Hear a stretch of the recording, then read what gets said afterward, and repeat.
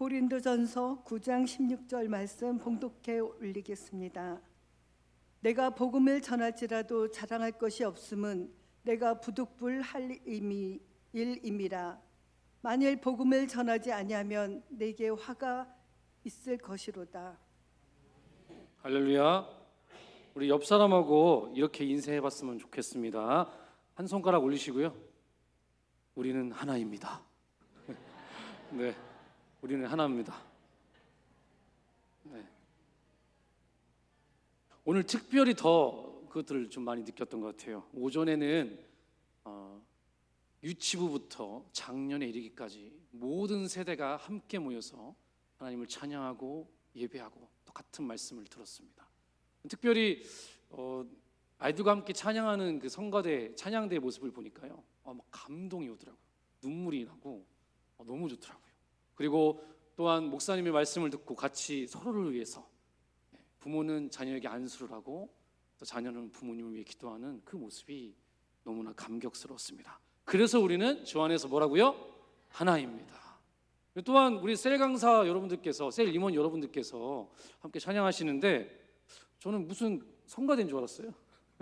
성가대 헌신제비인 줄 알고 너무 잘하셔가지고 엘토, 소프라노까지 맞추셔가지고 너무 은혜스러웠습니다. 감사합니다.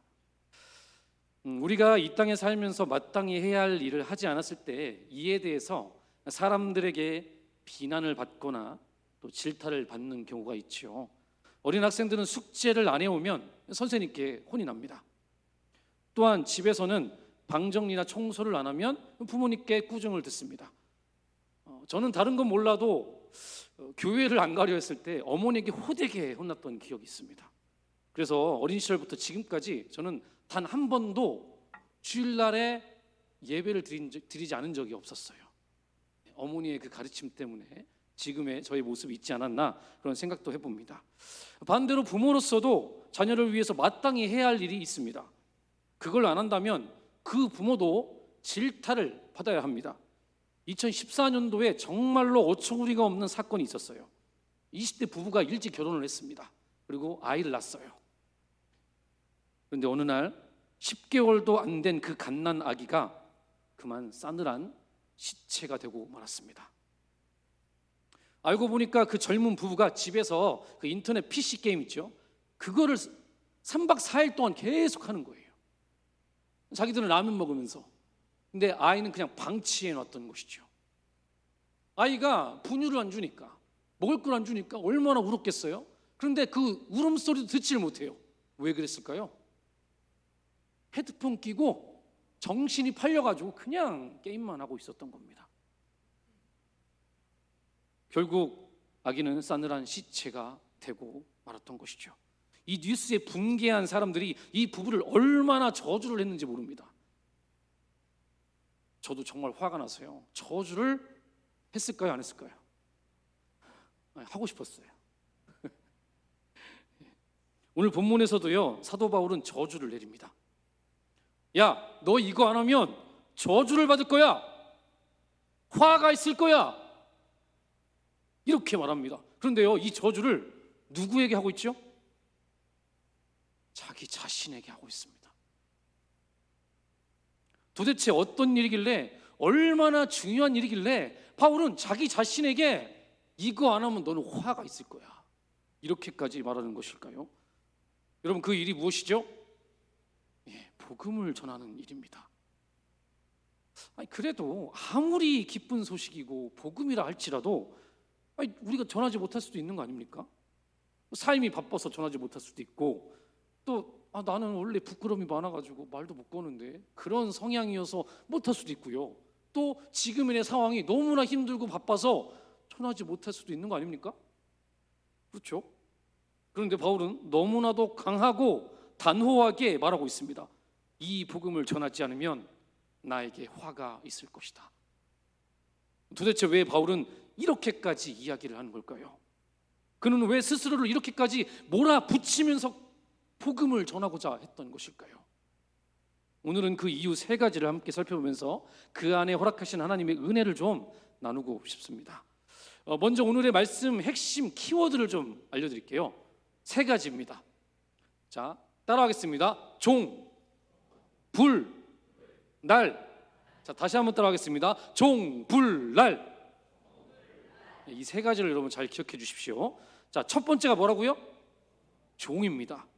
바울이 자신을 저주하면서까지 복음을 전하랬던 그 첫 번째 이유, 그것은요, 그는 복음의 종이었기 때문입니다.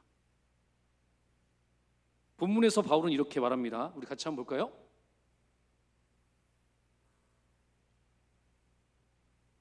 네, 다음이요. 네, 시작. 내가 복음을 전할지라도 자랑할 것이 없음은 내가 부득불 할 일임이라. 아멘. 여기서 부득불 할 일이란 억지로라도 해야만 한다는 뜻이 아닙니다. 자기 존재 자체가 이 일을 하지 않으면 안 된다라는 그런 정체성의 선언입니다. 내 정체성은 복음을 전해야 됩니다. 나는 그런 사람입니다 라고 말하는 것입니다. 바울은 스스로를 단순히 복음을 돕는 자, 조력자 그런 존재로 말하지 않아요. 스스로를 종이라고 말하고 있습니다. 복음의 종. 종은요, 주인의 명령에 절대적으로 복종하는 자입니다. 그에게는 선택권이 없어요.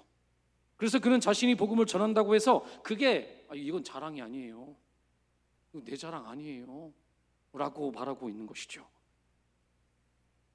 자신이 그리스도의 종, 복음의 종이기 때문에 당연히 해야 되는 일입니다, 이렇게 말하는 것입니다. 갈라디아서 1장 10절에서도 그는 이렇게 말합니다. 우리 같이 한번 볼까요?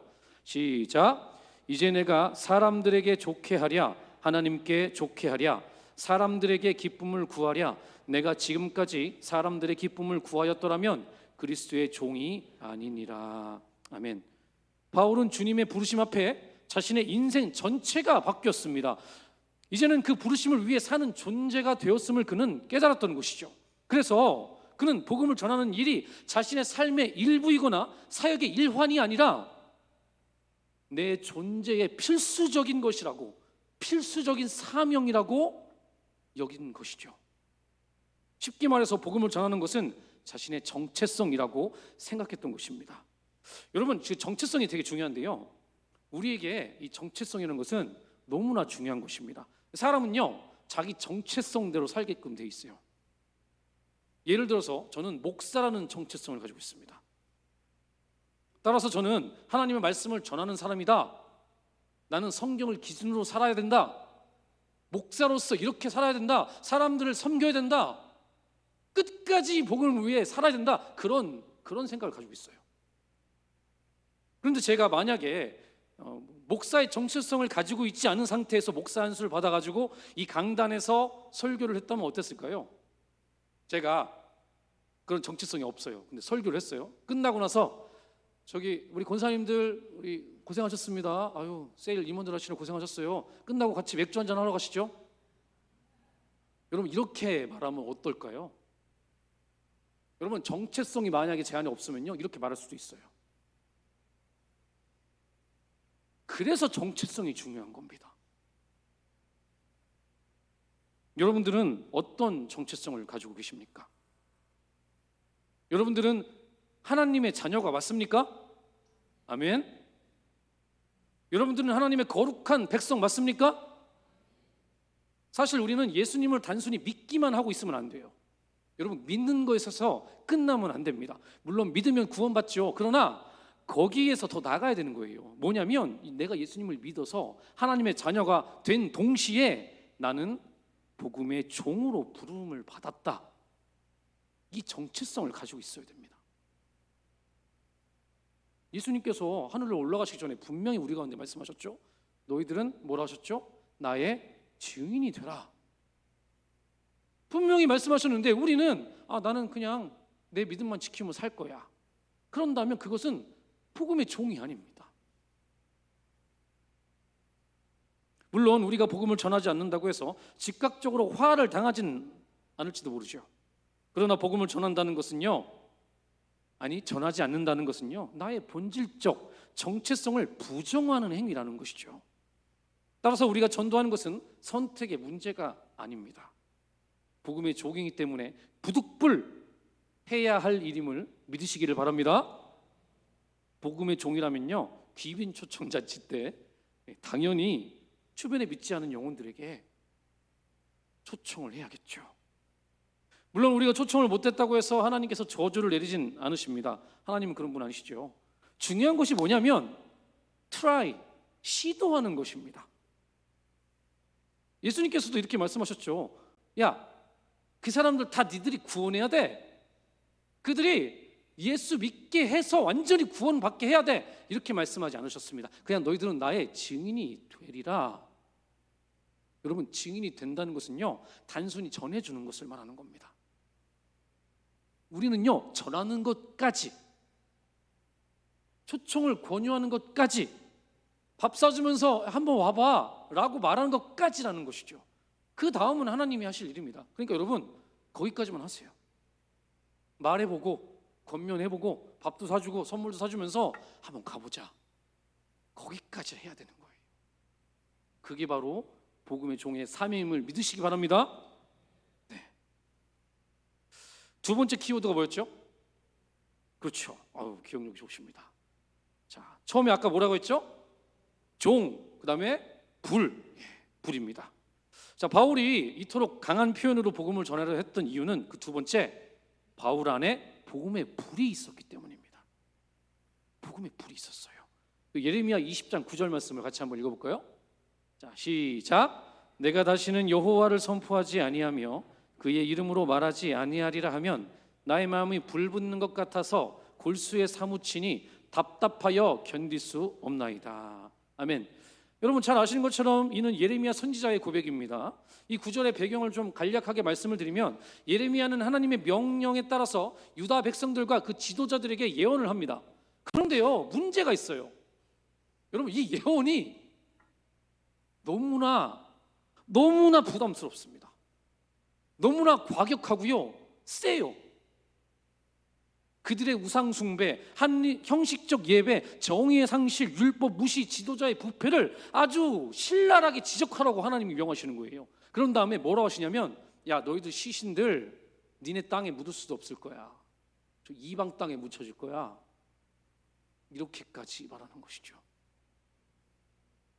이거를 들은 제사장, 그 당시 제사장이 바수훌이라는 사람인데, 이 사람이 화가 나가지고 막 예레미야를 막 폭행합니다. 막 때리고 감금시켜버려요. 그러니까 쉽게 말해서 복음을 전한 대가로 조롱과 핍박과 폭행을 당한 것이죠.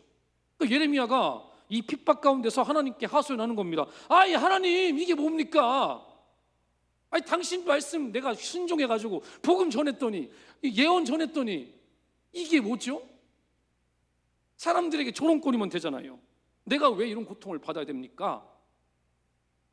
이렇게 절망의 끝에서 터져나온 말씀이 바로 예레미야 20장 9절 말씀이에요. 다시 한번 제가 읽어드리겠습니다. 내가 다시는 여호와를 선포하지 아니하며 그의 이름으로 말하지 아니하리라 하면 나의 마음이 불붙는 것 같아서 골수에 사무치니 답답하여 견딜 수 없도다. 여러분, 너무 힘들고 수치스러워서 말하지 않겠다고 자기가 결심을 했대요. 그런데 또 이 말씀이 마음에서 불붙는 것 같아서 꿈틀거리다가 막 불이 확 붙어가지고 골수에 사무칠 정도로 내가 전하지 않으면 견딜 수 없습니다 라고 지금 예레미야 선지자가 고백하고 있는 겁니다.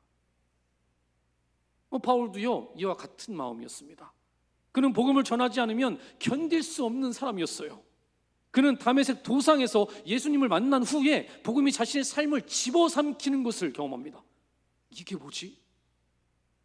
복음이 나를 삼켜버리네? 그래서 그가 이런 고백을 하죠. 빌립보서 3장 8절에 나는 복음 외에는 모든 것이 해로 느껴집니다. 그런 모든 것들, 내 스펙 이런 것들이 다 그냥 배설물로 느껴져요. 이렇게 고백합니다. 그에게요, 복음을 전하는 것은 단순한 자기 일이 아니었습니다. 이는 속에서 타오르는 불과 같은 사명이었다는 것이죠.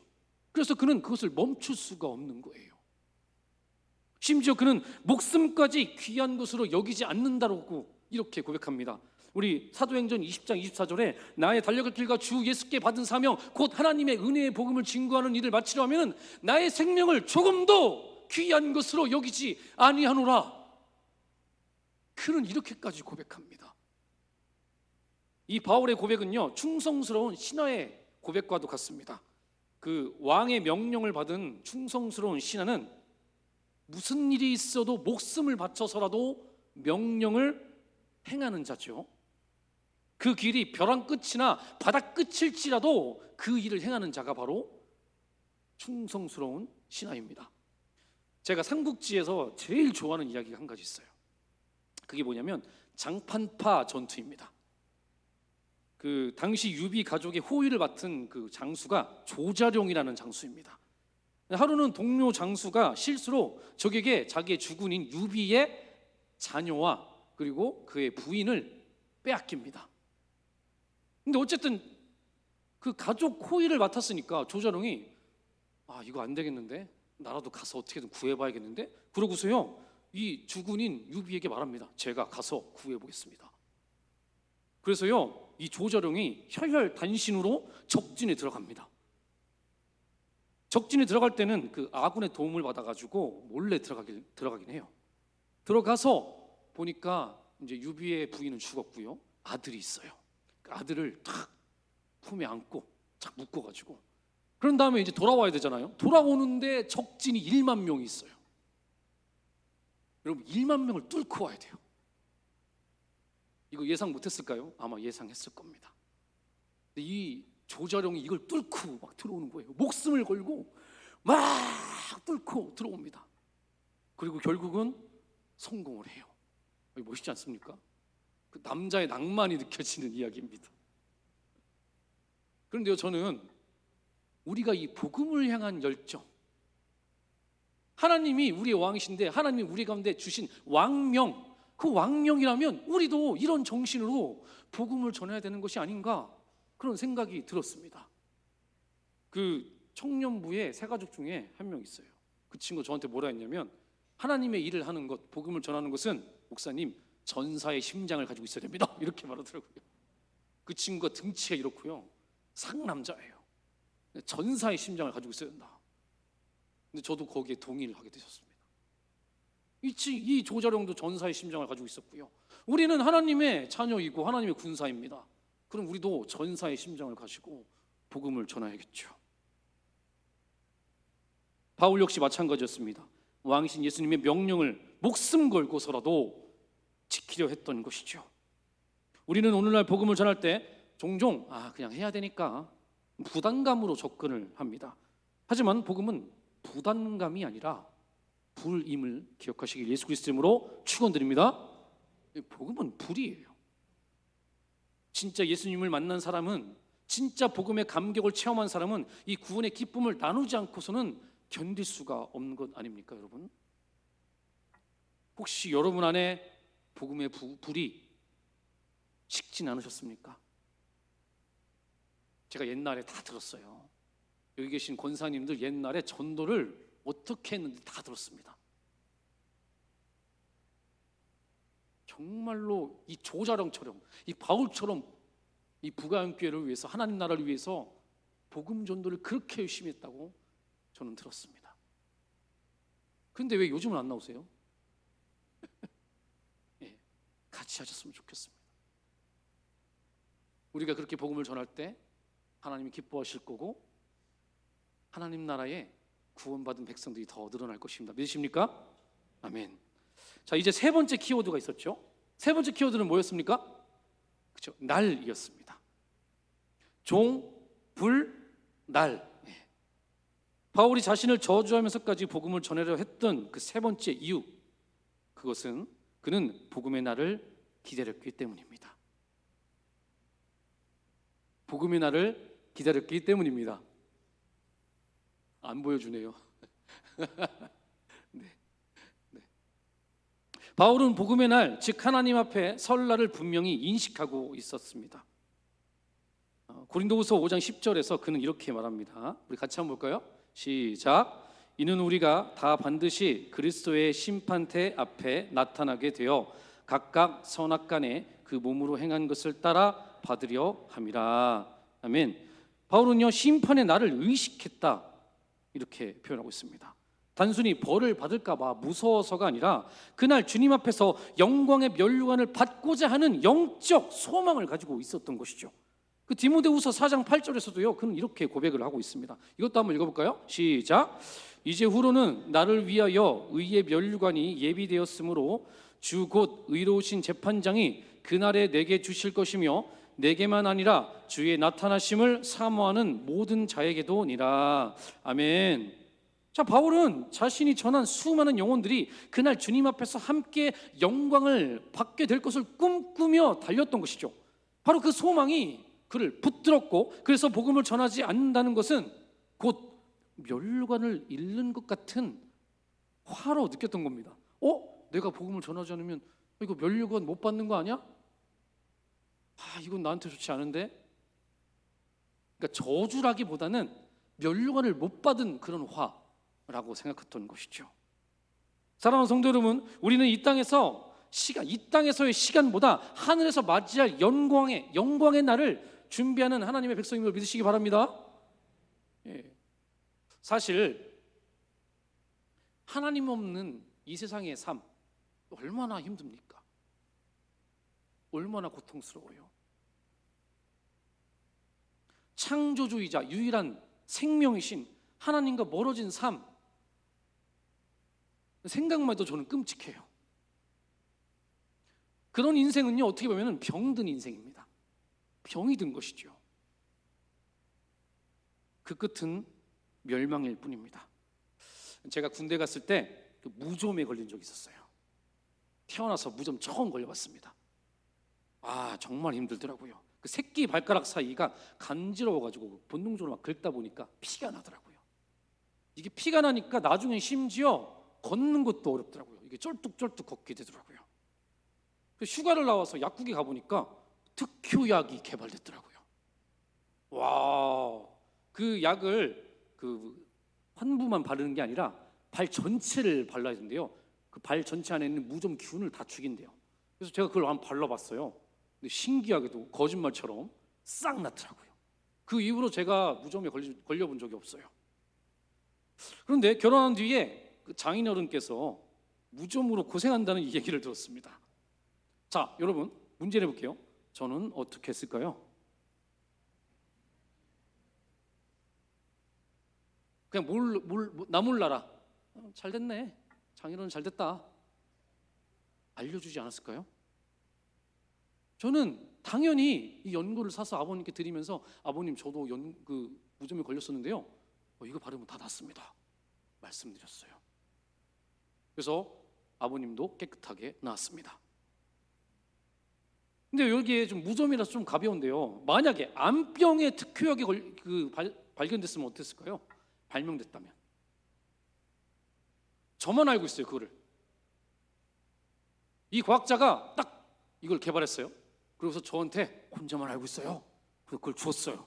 자, 저는 암병에 걸리신 분들에게 이걸 말했을까요? 말하지 않았을까요? 말해야죠. 그들에게는 생명이 달린 문제니까요. 저는요, 복음을 전하는 것이 같은 이치라고 봅니다. 여러분 아시잖아요. 하나님을 믿지 않으면, 예수님을 믿지 않으면 다 멸망한다는 걸요. 그 죄라는, 사망이라는 그 질병으로 인해서 모든 사람들이 죽는다는 걸 알잖아요. 그런데 만약에 그것을 전하지 않는다면, 암병 특효약을 암 환자들에게 전해주지 않는 것과 같은 것이죠. 게다가 이 암병 특효약이 공짜예요. 여러분 복음도 공짜 아닙니까? 이걸 전해주지 않는다면 그것은 무책임한 모습이죠. 매우 이기적인 모습 아니겠습니까? 교회에서 전도팀에 소속되어 있는 한 권사님이 어느 날 옆집에 젊은 부부가 이사를 왔다고 합니다. 그런데 그 부부는 교회를 다니지 않고 있었다고 합니다. 그래서 권사님이 그 부부에게 복음을 전해야겠다 마음을 먹고 집에 찾아가려다가 근데 오늘 내가 컨디션이 안 좋아. 몸도 안 좋은 것 같고 내일 전해줘야겠다 하고서 집에 들어갔습니다. 그러고서 이제 잠을 잤어요. 잠을 잤는데 그날 밤 꿈속에서 옆집에 이사 온 새신랑이 나타나는 거예요. 그러면서 울면서 이렇게 말합니다. 아니 저기 그 아줌마, 아니 그날 저기 아하 참 왜 나한테 복음을 안 전해줬어요? 왜요? 당신이 나한테 복음을 전해줬다면 내가 이렇게 지옥에서 고통받지 않았을 텐데 왜 나한테 복음을 전해주지 않았습니까? 막 울면서 원망을 하는 거예요. 꿈속에서. 꿈이 되게 무섭잖아요. 이게 뭐야? 확 깨고 나서 옆집에 갔습니다. 갔더니 분위기가 이상해요. 새댁이 울면서 병원을 간답니다. 왜 어디가? 어젯밤에 남편이 안 들어와서 걱정했는데 교통사고로 사망했다는 소식을 좀 전에 병원으로부터 받은 거예요. 그래서 병원 간다고 합니다. 그 이야기를 들은 권사님이 마음이 무너지는 거예요. 너무나도 큰 죄책감에 한동안 시달리게 됩니다. 내가 만약 그때 그 영혼에게 복음을 전해 주었더라면, 그로 인해 내가 예수님을 그에게 전해줘서 그가 예수 믿고 구원받았더라면 지금 지옥불에서 이렇게 고통받지 않았을 텐데, 영생 복락 누렸을 텐데. 그 후 권사님은 때를 얻든지 못 얻든지 복음을 전하는 일에 최선을 다하게 됐다고 합니다. 똑같은 상황이 와도 그래, 전하자 그랬다고 합니다. 귀빈 초청 잔치를 통해서 누군가가 예수님을 영접한다면 그것은요 단순히 한 영혼이 우리 교회에 등록되는 그런 것이 아닙니다. 이것은 그 영혼이 멸망하지 않고 영생을 누리게 되는 너무나도 귀한 일임을 믿으시기 바랍니다. 자, 오늘 말씀의 제목이 무엇이었습니까? 한번 볼까요? 방송실. 자, 한번 읽어보겠습니다. 시작. 종이 울리면 불이 붙고 날이 밝는다. 다시 한번 읽어보겠습니다. 시작. 종이 울리면 불이 붙고 날이 밝는다. 여러분, 제가 왜 이렇게 졌는지 이해되십니까? 이해되시죠? 그는 하나님께서 종을 울리듯이 그를 불러주셨고, 그래서 복음의 종이 되었습니다. 그리고 그 안에 성령의 역사로 복음의 불이 붙었고, 그 불이 활활 타올랐으며 복음의 날이 올 것을 기다리며 복음을 전했던 이유입니다. 바울이 복음을 전하지 않으면 화가 있다 고백한 것은 단지 율법적 강박이 아니었어요. 그 복음 전도는 그의 사명이자 정체성이며 그의 인생 자체였다는 것입니다. 오늘 우리 자신에게 질문을 좀 해봤으면 좋겠습니다. 첫 번째, 나는 복음의 종인가? 자, 따라하겠습니다. 나는 복음의 종인가? 자, 두 번째, 내 가슴에 복음의 불은 살아있는가? 세 번째, 나는 복음의 날 영광의 면류관을 기대하며 살고 있는가?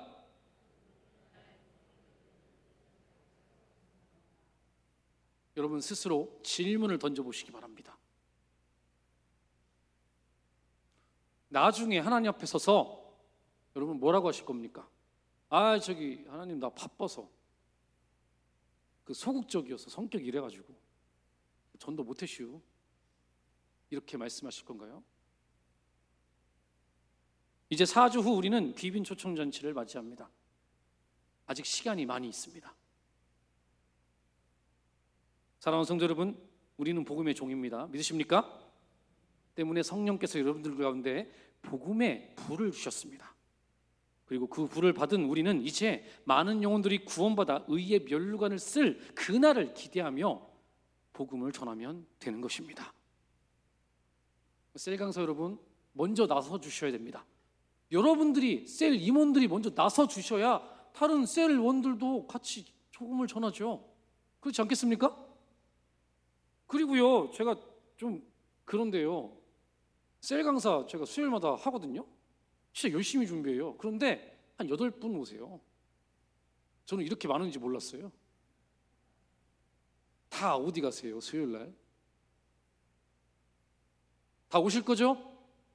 셀 강사 모임에 오실 거죠? 아멘? 아이고 큰일 났네. 이거 어떡하지? 큰일 났네요. 이거 그 대답 안 하시면 그 예배 안 끝납니다. 다시 셀 강사 다 오실 거죠? 아멘? 네, 여러분 많이 와주시고요. 저 열심히 준비하고 있어요. 예, 그리고 길게 하지 않습니다. 짧고 굵게 하고 있으니까요. 꼭 오셔서 같이 은혜 나누시고 또 세론들에게 은혜를 좀 나누셨으면 좋겠습니다. 자, 우리 옆 사람하고 인사하겠습니다. 당신은 복음의 종입니다. 네. 자, 한 번 더 인사할 때는 한번 해 봅시다. 네, 할 수 있습니다. 예, 네, 한번 해 보시죠. 네. 그러고서 안 오면 어쩔 수 없죠. 네. 근데 안 하고서 안 오면 그거는 하나님 앞에 할 말이 없는 거죠. 기도하겠습니다. 사랑하는 주님 감사드립니다. 오늘도 저희들 가운데 임재해 주셔서 우리 가운데 복음의 불을 다시 붙여주심을 감사드립니다. 하나님, 바울에게만 복음의 불이 있는 것이 아닙니다. 우리에게도 복음의 불이 있고 우리는 복음의 종인 정체성을 가지고 있는 하나님의 백성임을 선포합니다. 주님, 우리에게 용기를 주시고 성령의 충만함 주시고 또한 능력과 지혜를 허락하여 주시옵소서. 그래서 복음의 일꾼으로서 온전히 주님의 복음을 증거하는 우리의 삶이 될 수 있도록 인도하여 주시옵소서. 감사드리며 예수님의 이름으로 기도합니다. 아멘.